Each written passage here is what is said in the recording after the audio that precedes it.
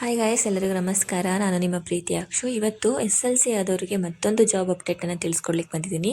ನೋಡಿ, SLC ಆದವರಿಗೆ ಈ ಸರ್ಕಾರಿ ಹುದ್ದೆ ಬಗ್ಗೆ ಮತ್ತೊಂದು ಮಾಹಿತಿಯನ್ನು ಕೊಡಲಿಕ್ಕೆ ನಾನು ಬಂದಿರುವಂಥದ್ದು. ಇದು ಎಲ್ಲಿರುವಂಥದ್ದು ಅಂತ ಹೇಳಿದ್ರೆ, ಕಾರವಾರ ಡಿಸ್ಟಿಕ್ ಕೋರ್ಟಲ್ಲಿ ನಿಮಗೆ 78 ಹುದ್ದೆಗೆ SLC ಬೇಸ್ ಮೇಲೆ ನಿಮಗೆ ನೇಮಕಾತಿಯನ್ನು ಕರೆದಿರ್ತಾರೆ. ನೀವು ಇವಾಗ ಕೇಳ್ಬೋದು, ಮೇಡಮ್ ನೀವು SLC ಆದವ್ರಿಗೆ ಮಾತ್ರ ಇರುವಂಥದ್ದು, PUC ಆದವ್ರಿಗಿಲ್ವಾ, ಡಿಗ್ರಿ ಆದವ್ರಿಗಿಲ್ವಾ ಅಂತೆಲ್ಲ ಕೇಳ್ಬೋದು. ಅಫ್ಕೋರ್ಸ್ ಇದು SLC PUC ಡಿಗ್ರಿ ಯಾವುದೇ ಎಜುಕೇಷನ್ಸ್ ಆಗಿದ್ರೂ ಕೂಡ ನಿಮಗೆ ಈ ಜಾಬ್ಗೆ ಅಪ್ಲಿಕೇಶನ್ಸನ್ನು ಹಾಕ್ಬೋದು. ಇದು ಬಂದುಬಿಟ್ಟು ಪ್ರಧಾನ ಜಿಲ್ಲಾ ಮತ್ತು ಶಸ್ತ್ರ ನ್ಯಾಯಾಧೀಶರವರ ಕಚೇರಿ, ಉತ್ತರ ಕನ್ನಡ, ಕಾರವಾರದಲ್ಲಿರುವಂಥದ್ದು. ಇಲ್ಲಿ ನಿಮಗೆ ನೇಮಕಾತಿಯನ್ನು ಕರೆದಿರುವಂಥದ್ದು. ನೇಮಕಾತಿಗೆ ಅರ್ಜಿಯನ್ನು ಹಾಕಲಿಕ್ಕೆ ಇದೇ ತಿಂಗಳು ಅಂತ ಹೇಳಿದ್ರೆ 17/8/2026 ಕೊನೆ 16/9/2026 ಇಲ್ಲಿ ಮೆನ್ಷನ್ ಮಾಡಿ ಹೇಳಿದ್ದಾರೆ. 16/9/2026 ರಾತ್ರಿ 11 ಗಂಟೆ 59 ನಿಮಿಷದವರೆಗೂ ಕೂಡ ನಿಮಗೆ ಆನ್ಲೈನ್ ವೆಬ್ಸೈಟ್ಗಳು ಓಪನ್ ಇರುತ್ತೆ ಅಂತ ಹೇಳಿಬಿಟ್ಟು. ಇದು ಅಪ್ಲಿಕೇಶನ್ಸ್ ಹಾಕಾದ್ಮೇಲೆ ನಿಮಗೆ ಭಾರತೀಯ ಸ್ಟೇಟ್ ಬ್ಯಾಂಕ್ ಅಂದರೆ SBI ಬ್ಯಾಂಕಲ್ಲಿ ನಿಮಗೆ ಇದರ ಅಮೌಂಟನ್ನು ಪೇ ಮಾಡೋದಿರುತ್ತೆ. ಓಕೆನಾ? ಇದಿಷ್ಟಾದಮೇಲೆ ನಿಮಗೆ ಬರುವಂಥದ್ದು ಈ ಹುದ್ದೆಗೆ ಯಾರೆಲ್ಲ ಅಪ್ಲಿಕೇಶನ್ಸನ್ನು ಹಾಕ್ಬೋದು. ಇವಾಗ ಡೌಟ್ ಇರುತ್ತಲ್ವ, ಯಾರೆಲ್ಲ ಅಪ್ಲಿಕೇಶನ್ಸನ್ನು ಹಾಕ್ಬೋದು ಈ ಜಾಬಿಗೆ, ಅಥವಾ ಬರೀ ಯಾವ್ಯಾವ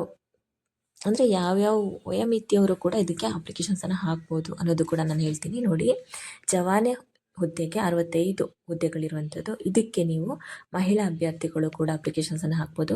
ಗ್ರಾಮೀಣ ಅಭ್ಯರ್ಥಿಗಳು ಕೂಡ ಇದಕ್ಕೆ ಅಪ್ಲಿಕೇಶನ್ಸನ್ನು ಹಾಕ್ಬೋದು. ಅಂಗವೈಕಲ್ಯ ಅಭ್ಯರ್ಥಿಗಳು ಅಂತ ಹೇಳಿದ್ರೆ ಅಂಗವಿಕಲರು ಯಾರೆಲ್ಲ ಇರ್ತಾರಲ್ವ, ಅವರು ಕೂಡ ಇದಕ್ಕೆ ಅಪ್ಲಿಕೇಶನ್ಸನ್ನು ಹಾಕ್ಬೋದು. ಮಾಜಿ ಸೈನಿಕ ಅಭ್ಯರ್ಥಿಗಳು ಕೂಡ ಅಪ್ಲಿಕೇಶನ್ಸನ್ನು ಹಾಕ್ಬೋದು. ಕನ್ನಡ ಮಾಧ್ಯಮ ಅಭ್ಯರ್ಥಿಗಳು ಕೂಡ ಹಾಕ್ಬೋದು. ಯೋಜನಾ ನಿರಾಶ್ರಿತ ಅಭ್ಯರ್ಥಿಗಳು ಕೂಡ ಹಾಕ್ಬೋದು. ತೃತೀಯ ಲಿಂಗ ಇವರು ಕೂಡ ಇದಕ್ಕೆ ಅಪ್ಲಿಕೇಶನ್ಸನ್ನು ಹಾಕ್ಬೋದು. ಇಲ್ಲಿ ನಿಮಗೆ ಮೆನ್ಷನ್ ಮಾಡಿ ಹೇಳಿದ್ದಾರೆ, ಕರೆಕ್ಟಾಗಿ ಕೇಳಿಸ್ಕೊಳ್ಳಿ. ಇಷ್ಟು ಅಭ್ಯರ್ಥಿಗಳೇನಿದ್ದೀರಲ್ವ, ಇಷ್ಟು ಜನನೂ ಕೂಡ ನೀವು ಆನ್ಲೈನಲ್ಲಿ ಅಪ್ಲಿಕೇಶನ್ಸ್ ಹಾಕಲಿಕ್ಕೆ ಎಲಿಜಿಬಿಲಿಟಿ ಇದೆ ಅಂತ ಅರ್ಥ. ಓಕೆನಾ? ಇದಾದಮೇಲೆ ಬರುವಂಥದ್ದು ನಿಮಗೆ ವಯೋಮಿತಿ.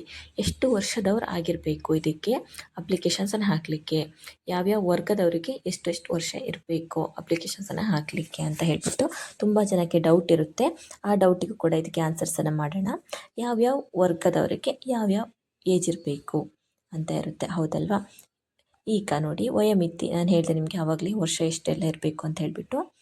18 ವಯೋಮಿತಿ ಬಂದುಬಿಟ್ಟು ಸ್ಟಾರ್ಟ್ ಆಗುವಂಥದ್ದು 18 ವರ್ಷ ಮೀರಿರಬೇಕು. 18 ವರ್ಷ ಆಗಿರಬೇಕು ನಿಮಗೆ ಈ ಅಪ್ಲಿಕೇಶನ್ಸನ್ನು ಹಾಕಲಿಕ್ಕೆ ನಿಮಗೆ. ಅದಾದಮೇಲೆ ನಿಮಗೆ ಸಾಮಾನ್ಯ ವರ್ಗದ ಅಭ್ಯರ್ಥಿಗಳಿಗೆ 40 ವರ್ಷ ಮೀರಬಾರ್ದು, ಅರ್ಥ ಆಯಿತಾ? 40 ವರ್ಷದೊಳಗಿರಬೇಕು. 18 ವರ್ಷದ ಮೇಲಿರಬೇಕು, 40 ವರ್ಷದ ಒಳಗಿರಬೇಕು ಈ ಸಾಮಾನ್ಯ ವರ್ಗದ ಅಭ್ಯರ್ಥಿಗಳು. ಅದಾದಮೇಲೆ ಪ್ರವರ್ಗ 1A, ಪ್ರವರ್ಗ 2B, ಪ್ರವರ್ಗ 3A, ಪ್ರವರ್ಗ 3B ರ ಅಭ್ಯರ್ಥಿಗಳು 43 ವರ್ಷ ಮೀರಿರಬಾರದು. ನೋಡಿ, ಇಲ್ಲಿ ಪರ್ಟಿಕ್ಯುಲರಾಗಿ ಹೇಳಿದ್ದಾರೆ, ಈ ವರ್ಗದ ಅಭ್ಯರ್ಥಿಗಳು 18 ವರ್ಷದ ಮೇಲಿರಬೇಕು, 43 ವರ್ಷದ ಮೀರಿರಬಾರ್ದು ಅಂತ ಕೂಡ ಹೇಳಿದ್ದಾರೆ. ಅದಾದಮೇಲೆ ST SC ಅಭ್ಯರ್ಥಿಗಳಿಗೆ 45 ವರ್ಷ ಮೀರಿರಬಾರ್ದು.